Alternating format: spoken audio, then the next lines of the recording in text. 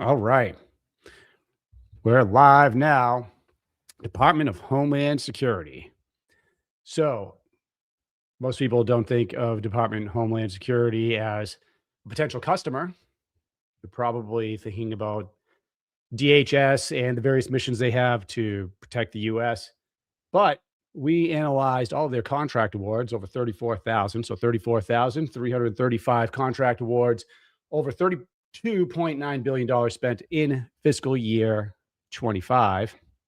We're going to break that down for you. We're going to show you who's buying, what are the actual offices buying, how competitive is it, what are they actually buying, right? So if you're a business, you're going to want to stick around for this because you're going to understand how the DHS makes purchases, how you could sell to them.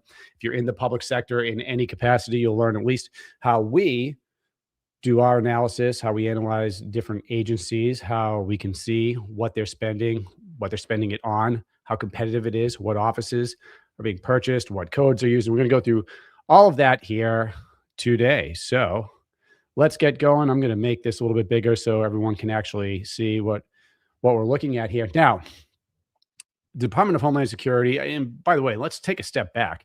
Everything that the US government buys is everything except for some classified contracting actions is going to be public knowledge. And there's just under 300 different parameters for every contract that's awarded. So that's what we're looking at here. And at GovClose, we have our analysis and aggregator tools that we use to analyze spending for different companies so they know exactly how to sell. So we're going to cut through the noise and we're going to go into the exact process, I should say the exact spending data, which can give you a process for selling to, in this case, it's DHS.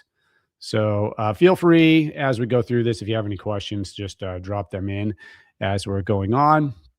If you ever want one of the by the way, if you're interested in this report, you'll be able to see this later. We'll post it on LinkedIn. And you can always reach out to us at govclose.com if you want a copy of it.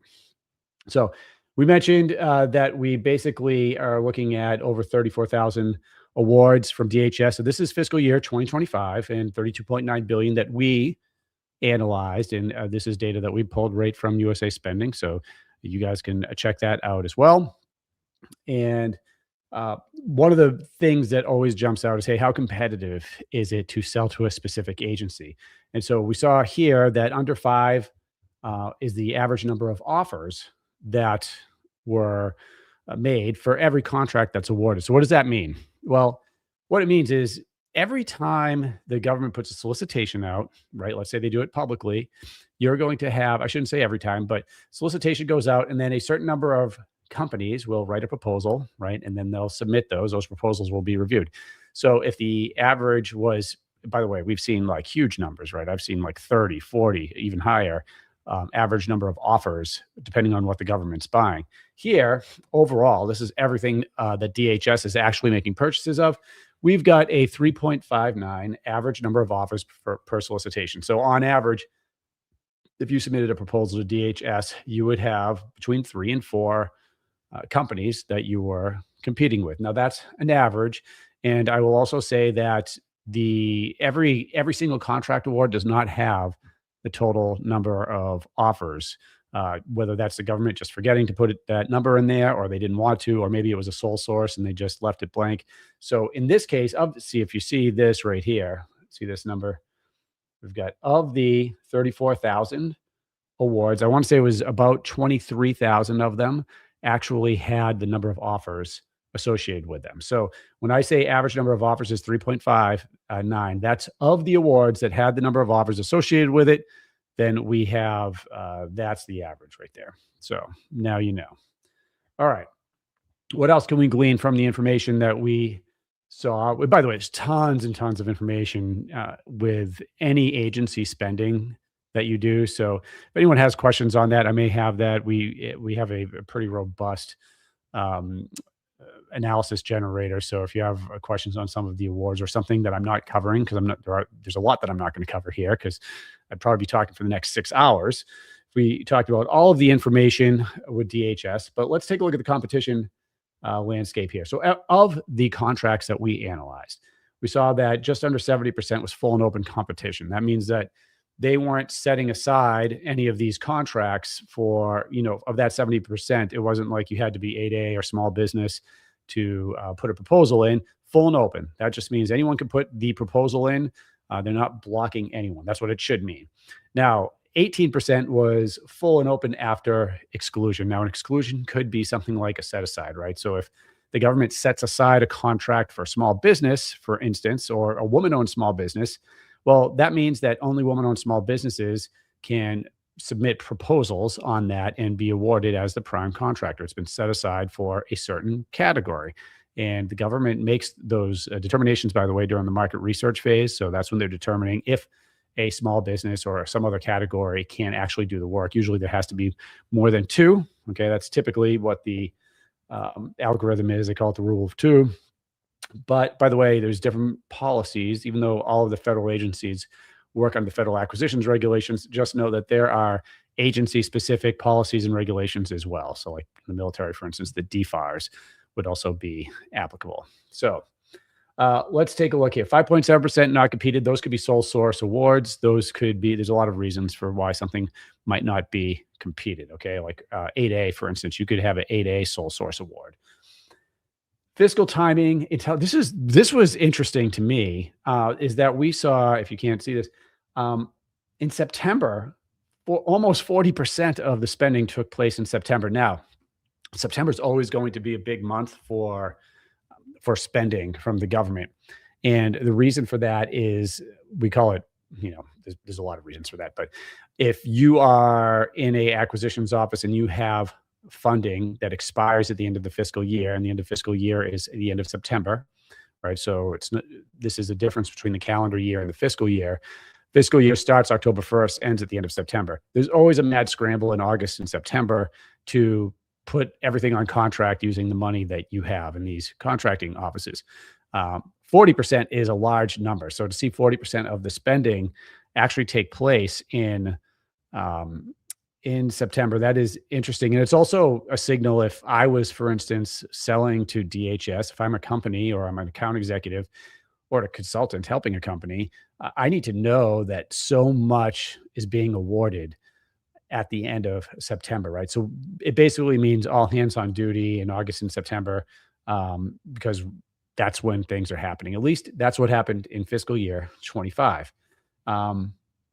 So let's see here. So you could see the numbers for Q4, and it really just positioning yourself. Something else, by the way, happens at the end of the fiscal year, just so if you're not aware. We call it fallout funds, right? So what this means is usually around March, April, May, every agency, every office in these agencies, you have funding, for the year, but often a office is going to realize that they're not going to spend all of the money that they've been given to spend, essentially. And so what they do is they rack and stack the different projects that they want to fund. And sometimes these are construction projects on the base. Sometimes if you're in an acquisition shop, this may be a software tool the government wants to develop. There's a lot of things that could go on this list, but savvy companies know that, when you are in the spring, like mid to late spring, you want to start positioning yourself for these fallout funds. Possibly a project that the government office wants to fund, you could be the recipient of. They start racking and stacking. Usually by midsummer, they already know which companies and which projects they want to align this with. But the point is, these get awarded at the end of the fiscal year, right? So you're not only is it regular obligations that are lining up, but also kind of a mad dash to spend everything, because frankly, a lot of agencies are afraid that if they don't spend all of their money, that they'll get less the next year.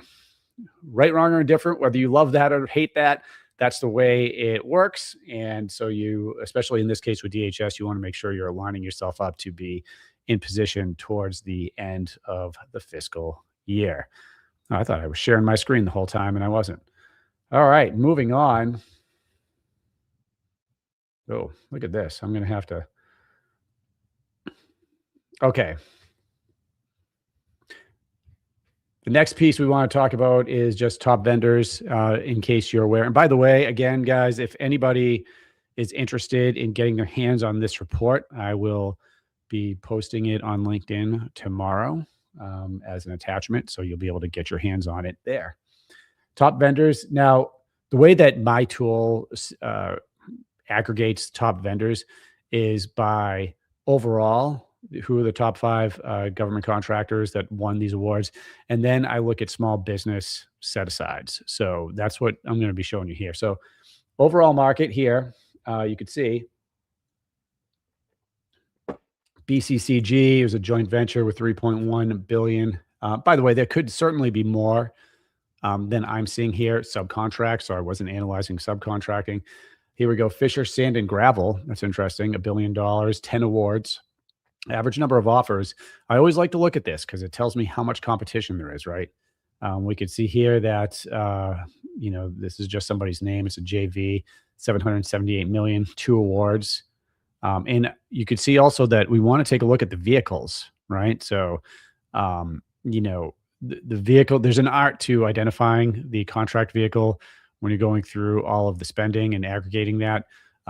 We could see, I always like to look at GSA in particular because a lot of companies think that they need a GSA schedule, but we want to ensure that GSA is actually being used, right? And we'll talk about a little bit about what DHS is actually spending the money on a little bit later.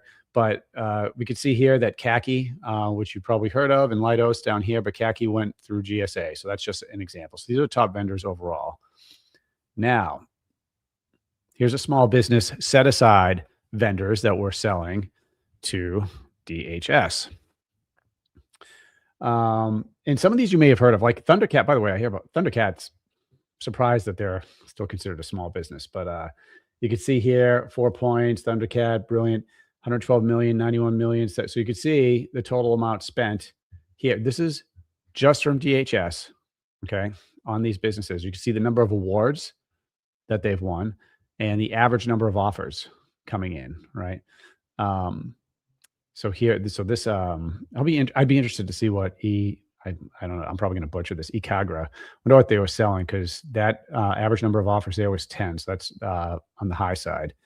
And again, check out the vehicles they're using. This CBP one, I'm guessing this is a specific one to DHS. But we could see NASA Soup pops up. So NASA Soup's a big one for especially software licenses. We could see CIO SP3. Right, there's another huge contract vehicle. If you guys don't know what the contract vehicles are, go to the GovClose YouTube channel, and I have plenty of videos on all of that. You can more than any human being would actually ever want to know.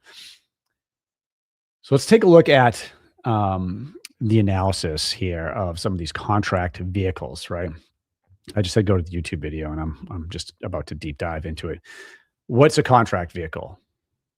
Well, a contract vehicle, the fast version of this is the government can't just buy something the way you buy something or I buy something, right? So if I want to buy a car, I can go to the Toyota dealership, right? If you want to buy a car, you could go buy yourself a Porsche. You could go wherever you want. You could go buy a used car, get a, I don't think they have the want ads anymore. Maybe they do. But the government, on the other hand, can't just go buy it. They need a mechanism to make a purchase from a company. When I say a mechanism, a contract vehicle is something that they can use, but the mechanism is essentially to meet, and there are thousands of pages of federal acquisitions regulations, but big picture is that the government wants fairness and competition when they're making purchases. And so the government has to satisfy these competition requirements. And one way to do this, right, is to have a contract vehicle. And if one of these contract vehicles is in place, and you may have heard of the government-wide acquisitions contracts, you may have heard of GSA. Instead of the government just putting a solicitation out and on SAM.gov, and now any company that's registered puts the proposal in, this is a long process, right? And so I was an acquisitions officer before I ended up here with GovClose. And so if, let's say that I wanted to put a company on contract, if I want to put your company on contract, I might have to put a solicitation out. I have to write that solicitation. It could take me months to write that solicitation. But let's say, just for the sake of argument, it takes me 45 days to do that. And then we put the solicitation out. And now we put a due date on it of 45 days after that. So now we're at 3 months. And then we have to get all of the proposals in and they have to be reviewed. That could take 3 months right there. I mean, it could be 6 months. It could be a lot longer than this, by the way. It could be 6 months to a year just to get the solicitation out, get a company awarded to start doing the work. Well, I don't want to wait that long. The government doesn't want to wait that long. So what they do is they put these contract vehicles out. Contract vehicle, you have to write a proposal to get onto it, right? So it's a long process. You might take you 6 months to a year to be awarded this contract vehicle, but there might be 100 other companies on there, right? And if it's GSA, you can apply to be on it, but timeline is usually 6 months or more, also maybe even a year. And so now that you're on this vehicle, all of these companies have competed to be on there. So it satisfies some of the competition requirements, but you have to know it exists, or else, for instance, if the government is buying what you sell, doesn't matter what you're selling. It if you're a construction company, it could be a construction project. If it's software, you might have a software program or tool that solves the DHS's exact problem set. And then you see a solicitation and it's like, yeah, we need software that does X, Y, and Z. You're like, this is awesome. It's exactly what we need.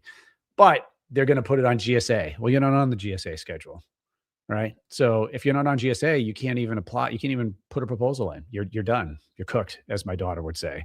So you would have needed the GSA schedule. So we need to understand how they buy, so a company can line up with how the government is making purchases.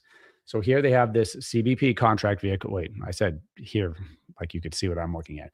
Here's their number one. They have this border infrastructure contract vehicle. We could see how much is spent on it, right? So $10 billion.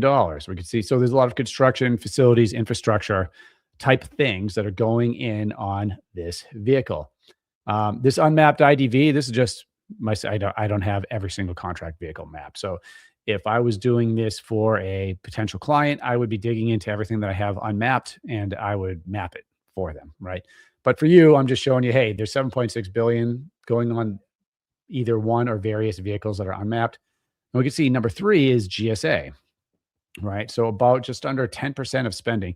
This is also good for people to see, because a lot of people think you need a GSA schedule to sell to the government. The government does not have to use GSA. I never used GSA. Some agencies, some offices use GSA for everything. There are some things the government buys that GSA is going to be heavily used for, like office supplies and things like that. So we can see 1,600 awards through GSA. And then there's a Coast Guard, looks like IDIQ, and a TSA one also that are being used. So again, you have to, when you look at this, if you're looking at this from a company standpoint or from an account executive standpoint, just know that this is a good first look at an agency, but you got to look at how the DHS buys what you sell. Okay. Because this is everything for FY25. So, but it's good to know we have now an idea of the type of vehicles that they use, right? All right. Oh, this is an eye chart, isn't it? This is probably something better if you're actually interested in it to take a look at tomorrow when I post this on LinkedIn. Again, you can get the actual report that I'm going over here on LinkedIn. What is this? These are the offices that are making the purchases. And my little badge up here, my little GovClose badge is actually blocking some of this. Let me see if I can make it a little bit bigger. No, that just got rid of me. Let's see if I can get rid of the badge. It doesn't matter. So top buying offices. Why does this matter? Well, where's DHS? How do you sell to DHS, right? How do you sell to, any of these agencies? Well, you got to know the actual acquisitions office, right? Because there's thousands and thousands and thousands of people in offices in any of these agencies. You need to know the one that buys what you sell, right? So what we're looking at here is the exact offices that do most of the spending. And by the way, there's a hell of a lot more than the 9 or so that I have on here. These are just, I'm showing you what you can actually find when you dig through the data and aggregate it. Okay. So we could see here's a administration facilities training contracting division. And what do? So they support operations by acquiring facilities related services, scaling operations. I know some of this is cut off, guys, but again, you can just look up for my post on LinkedIn tomorrow. You can get it there. Or if you're in, by the way, if you're in the GovClose program, if you're one of my students, you can just email me directly and I'll send it to you. I'll probably send it out to everyone anyway. Okay. Again, detention, compliance, and removal. So we can see this one, they spent 2.8 billion, 627 awards. Look at that. 9.5 is the average number of offers. That is high. Okay. I would say when I'm looking at the average number of offers per solicitation, anything, anything over 5, now I start looking a little bit closer, right? So I wanna know why the competition is so high. And if I'm working with a client or a company on that, I might be trying to get them into a niche that has less offers per solicitation, right? Because you don't wanna turn into a proposal writing farm. And by the way, we can also see where are these offices located. Okay, this is ICE headquarters in Washington, D.C. This one is at the CBP headquarters contracting activity. You can get way more precise, but for this I didn't go into it, but you can get the addresses and everything. Okay, here's the Information Technology and Contracting Division.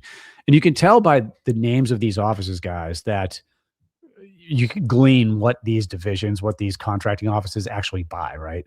What if I didn't have any of this information, I just had the name, I'd say, hey, this is probably the contracting division that is responsible for buying information technology and maybe cybersecurity tools and things like that, right? And we could see down here where it says the mission, IT systems, software, cybersecurity. Interesting, 3.3. So we could see it's under 5 average number of offers. So moderate competition, I'd say moderate to low. And that is interesting. And we want to go, it says agency, that's really the sub agency. So the US Customs and Border Protection. So we want to know, there's every federal agency kind of looks like a pyramid, right? Where you have, at the top, I might have the Department of Defense. And then the next level down, I have Air Force, Army, Navy. These are going to be sub agencies, right? And then in the Air Force, which is where I came from my acquisitions background, there's going to be a bunch of acquisitions offices or in divisions. It's going to have divisions, it's going to have PEOs, divisions, and branches underneath each. So we don't have to understand all of that. If this is, it seems complicated to you, you just need to understand how the government buys what you sell. Okay. So some of the comments in here, appreciate it, guys. Thanks, Law School 4035 for watching. And what do we got here? Will there be a recap of this live? Well, I mean, this is live, but I don't know if there's going to be a recap. I will send out the report, though. How's that? Okay, so I'm not going to go through each one of these contracting offices ad nauseum, just so you can see with startling accuracy down to the exact office and the people in that office, how much they're spending. Look, I know this contracting office right here, right? What do they sell? What are they buying? They're buying, let's see, immigration benefits processing. They procure IT systems, application processing, analytical platforms, professional services to adjudicate immigration. So look, this is a very specific mission, right? So if your company did anything like that, like this would be a good office for you to get in front of, right? You want to get meetings with that office. Like my goal would be get into this office and during the market research phase, know who the program managers are, let them know like the product or services that we provide. That's how you're going to move the needle in government contracting. And by the way, if you have nothing to do with DHS, like it doesn't matter because this is how you want to analyze the different federal agencies. You figure out what you're selling, what specifically, and then you reverse engineer it. Which agency should I be focused on? Sub-agencies, offices, how competitive is it? What contract vehicles? You want to understand all of that. So I know this one's in Vermont. That's an interesting place for an office. It's not in DC, right? Air and Marine Contracting Division.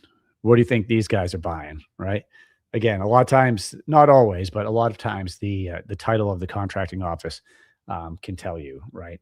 And in this one, 2.5 competition, that means 2.5 offers per solicitation on average so it's not that competitive, but they're buying aviation related, product services. So again, there's usually a lot of restriction that comes along with that, right? So I don't want the average number of offers to fool anybody to thinking that it's going to be easy.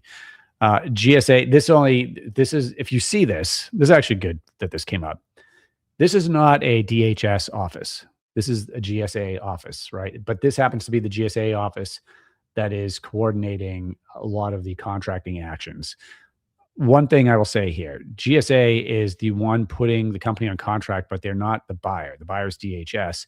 GSA is just the mechanism. And as somebody who has, not only was I putting companies on contract in the Air Force when I was doing this, but I went on to help hundreds of companies as a consultant, but I actually One of them, I sold software from one company as a W-2 employee for a few years, and I used GSA at that point. I used GSA all the time. Almost everything that I put on contract went through GSA. I never sold to GSA though, and I want you to understand this. If you have a GSA contract, like contracts don't fall from money doesn't fall from the sky. I had to go out to the Air Force and Department of Energy. I had to go to all of the offices that I sold to and sell it. And once I coordinated the sale, then it would get handed off to GSA and it would go through. So that's a little bit more on GSA, just in case you care here. Let's see here. We got somebody else asking the question. We've been watching closely for the last 8 years. Alfred Junior Hudson submarine building facility, submersible. Cool. No, appreciate it. Thanks for watching. Okay. Unless anybody wants to, like ad nauseum, go through all the rest of these, we don't have to. Again, if you want to know, God, I'm sorry. This is like, I'm trying to zoom in on it for you guys here. If you want the report, again, I'll push it out on LinkedIn. And if you're in the GovClose program, just email me and I'll send it to you. All right. NAICS analysis. This is what a lot of people want to see, right? So for everyone watching, NAICS code. If you don't know what an NAICS code is, it's just a way the government classifies things that they purchase. So they have a code for like construction, right? It's a North American Industry Classification Code. It's usually, what is it, 5 or 6 digit code, 6 digits. They also have product service codes, right? Every contract award is going to have a NAICS code and a product service code. The difference, NAICS just seems to be a little bit broader, okay? Where your product service code tends to be a little bit more specific. It can either, it could be a broad classification like IT systems, or it could be a specific, really specific, like bookkeeping or accounting services, right? So we want to look at the codes, and hold on, let me share the screen here again. All right, so what am I actually looking at here? So when I run the analysis through our GovClose road mapping tool, one of the tabs that comes up is going to be in order of spending. It's going to list every NAICS code and product service code that the agency awards. So, and if you are, depending on what you're watching this on, you may have a hard time seeing this, but let's go through some of the top codes. So the number one code is commercial building and construction. And by some of the other information that I saw, that's not surprising to me. 61,937 awards, 18% of the total. Number two is computer system design services, and that was $3.8 billion that went through there. 1,133 awards, and that's 11% of the total spending. 561-612, security guards and patrol services. Interesting, right? But this is the Department of Homeland Security, so it makes sense. So security guards and patrol services, if you have a company that was doing something along those lines, or you're helping a company that was, this would be good to know. In fact, I can't think of another agency that I've looked at that would have this particular NAICS code so high on the list. 3.3, again, remember, this is just 1 year. This is one fiscal year of spending, FY25. 3.38 billion, 2,000 awards, 10% of the spending is going to security guards and patrol services. By the way, like that could have a lot of different, there could be a lot of different things in there. So any of these NAICS codes, just so you're aware, I've seen the same thing. Like you could have, let's say, a security guard contract providing security guard services for like 3 years. I bet that I could find that same contract award, the DHS buying the exact same thing. I bet I could find that under at least 5 other NAICS codes. That's only to say that, this gives us, NAICS codes give us a good idea, right? But it's not the end all be all, right? Contracting officers will use a lot of different codes for the same things. Other computer related services, 2.4 billion. Shipbuilding and repairing, engineering services, they reach around a little over $1 billion, between $1 and $2 billion. So that's interesting. So if you're in shipbuilding, repairing, you might be targeting this. And there's a lot of awards there too. So again, all of this, you have to dig into it, right?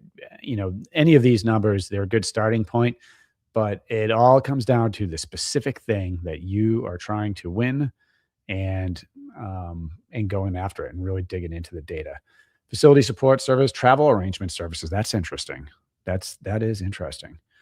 and custom computer programming. So a lot of these, I would see in any agency, and some of these look really specific to DHS, or unique, like the security one. All right, let's see here. We have, let's see, Alfred. Yeah, we saw that one already. Spare parts. Great. No, very cool. All right. Moving on to the next one here. All right. Well, I mentioned product service codes earlier, right? Product service codes are going to get more specific, right? So, again, it could be the difference between a NAICS code that just says accounting services and a product service code that says bookkeeping or tax preparation services, something like that, right? So, again, we're looking for a little bit more specificity with the product service codes. And again, guys, this will all be available to you tomorrow on LinkedIn. So if you want to get your hands on this, you can just go to LinkedIn. If you're not connected with me, just connect with me on there and you'll see the post. All right. So let's look. What do we now? Look, some of the stuff has to line up. So whenever we're looking at federal data, you always have to put your common sense hat on. We saw that NAICS code was the top NAICS code was a construction NAICS code, if you recall. So now I want to see the same thing for the product service code. This is going to tell me that I did my analysis correctly, right? So what else do we got here? We've got housekeeping and guard services. That's interesting. So that's number 2, housekeeping and guard services, 3.69 billion. 2,000 awards, and I would bet a lot of the security guard stuff is wrapped up in there, if I had to guess. And then we see some of this is going to be a really common one across different federal agencies, DA01. So again, FY25, this is how much of their total spending that I analyzed went to IT and computer program services under this product service code. You see 802 awards. Here's program management, professional services, 1.1 billion, 676 awards.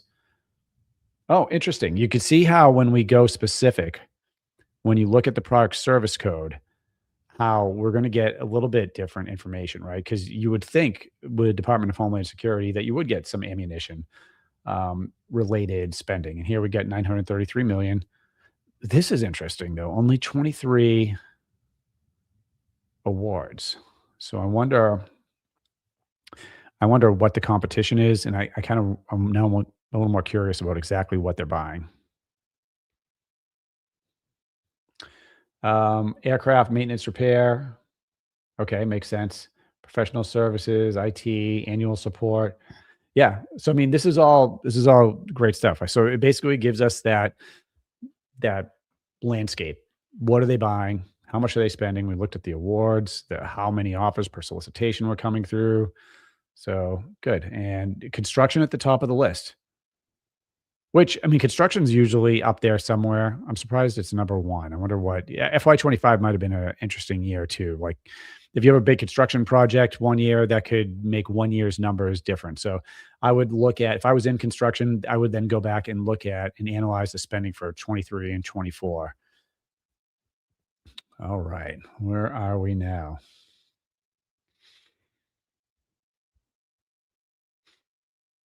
By the way, guys, if you have any questions at all, you can just put it into the comments. And if I don't get to it now, I will next time. All right. What are we looking at here? Well, I think that, after taking a look at this, one thing that we know is that Department of Homeland Security does like to use certain contract vehicles, right? So they do use GSA, they use this CBP contract vehicle of theirs. And here I've just basically segmented some of this so you could take a look at, the different niche areas here that they do tend to be spending in. This will apply to some of you and it won't apply to others. But, feel free when you get your hands actually on this document to deep dive on any of these areas, right? So we do have a lot of Coast Guard spending. We didn't cut into that very much, but, the Coast Guard has a difficult mission. And also, I would imagine with everything going on in the world right now that we're going to see more spending with the Coast Guard. spending tends to go up anyway, but you got to keep your eye on what's happening in the world, and especially if you're selling to the government, because that can affect how funding moves one way or the other. Okay. So, and especially if you're on contract with the government, you have to understand that funding can still move, even though maybe you have a multi year contract. As you've seen this year, we've had government closures and things like that. So, we always want to have a pipeline that's big enough to withstand funding movements and, different things that could happen in the political world, and, just as far as, different contingencies and operations that are happening.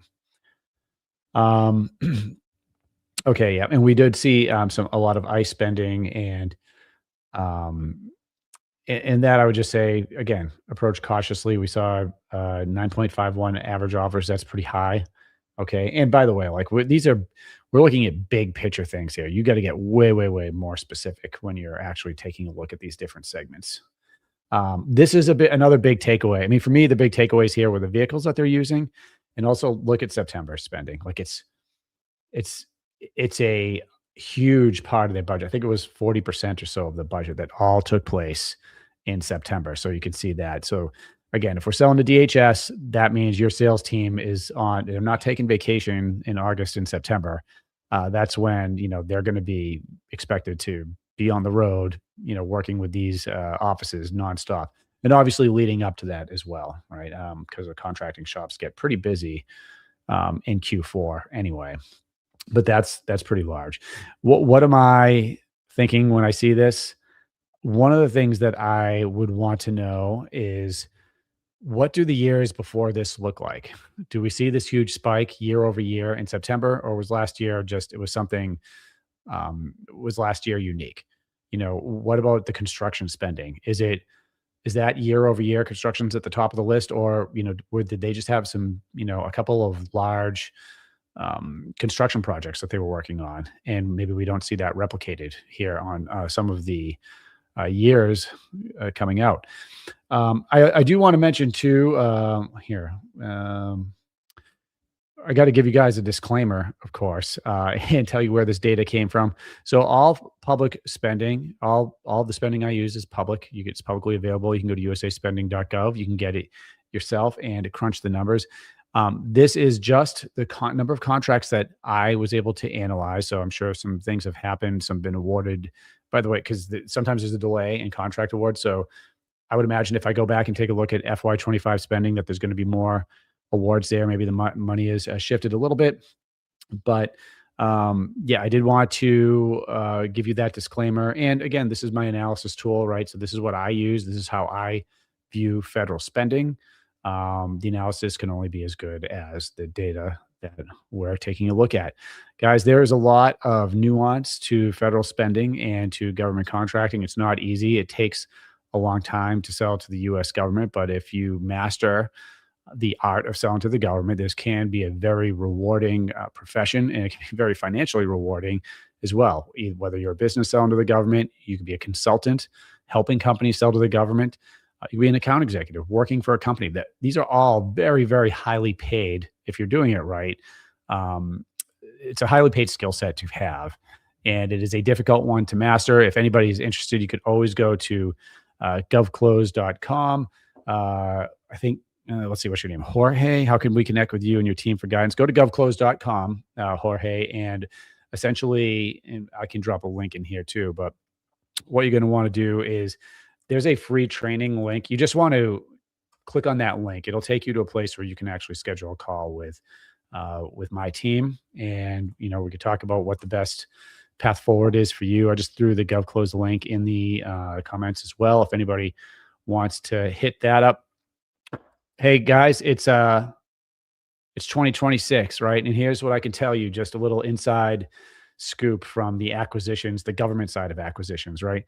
The first part of the fiscal year, meaning from October to December, is traditionally and historically very slow. It's slow for a lot of reasons, right? It's slow because the new fiscal year funding is often delayed before it gets into the offices. When you have political climate where you have things like, government shutdown, or we have, different funding issues or arguments in Congress. This happens cyclically. It happens a lot. So, and we tend to see those in the first part of the year. We also tend to see in January, everybody comes back from vacation and hits the ground running. So right now is the time. Okay. So if you're in government contracting, if you're interested, now is a great time to really push your foot down on the gas pedal if you're a company and start building that pipeline out. Remember, market research phase. So we're not looking for proposals or solicitations for proposals, RFPs, RFQs. We're looking for sources sought. We're looking to establish relationships with the offices that buy what we sell. We can find that out by analyzing the federal spending. If you want to learn government contracting, come on into GovClose. We teach everyone that goes through our 1-year program. We have companies that come through, both them and their sales teams. We have individuals that want to learn government contracting and then start their own consulting business. And we have individuals that this is probably the smallest category that come through and they want to get an account executive job, which, by the way, those are like some of the highest paid sales jobs that you can get.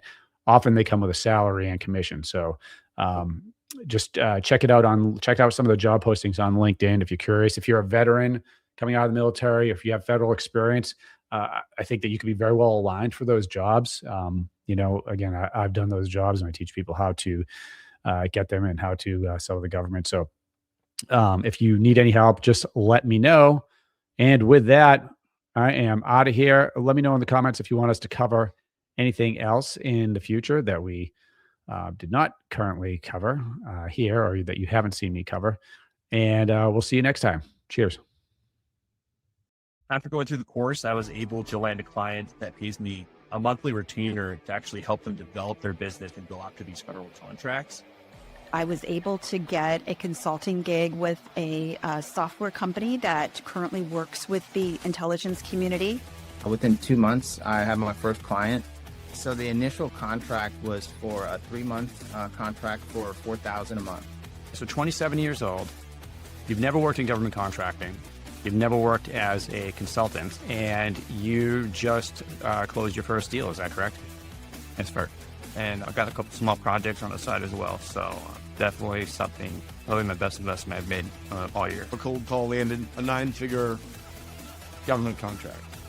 Start a consulting business and a high salaried position as a account executive in public sales. So you're doing both of those things. I'm living the best of both worlds right now. So my name is Mike Knickerbocker. I am a naval officer that's getting ready to retire. Right now, I have 3 firm clients and 2 more perspectives. I'm able to provide value across different industries because the skill set that I learned through the course, I was able to apply my own experience. GovClose came and it was a no-brainer. I wanted some secret sauce. This has allowed me to live in Germany. It's a little hazy today, but we can do that. You see? Oh yeah, dude, that's beautiful. The content, the training, it's invaluable. It's written. And Deb, what motivated you to join the GovClose certification program? Wow. Well, I think that wanting to work with a leader in the field, someone who understands government contracting on a deep basis and has the reputation, the experience working with you and your company was a natural. The students that graduate our program, they go on to start their own consulting firms, winning high dollar consulting clients. They go on to land high paying salaried positions as account executives with companies that sell to the government. I'm so proud of the people that have gone through our program.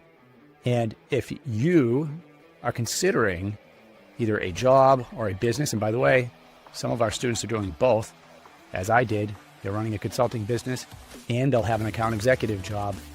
It's transforming their lives. It's bringing true wealth to them and their families.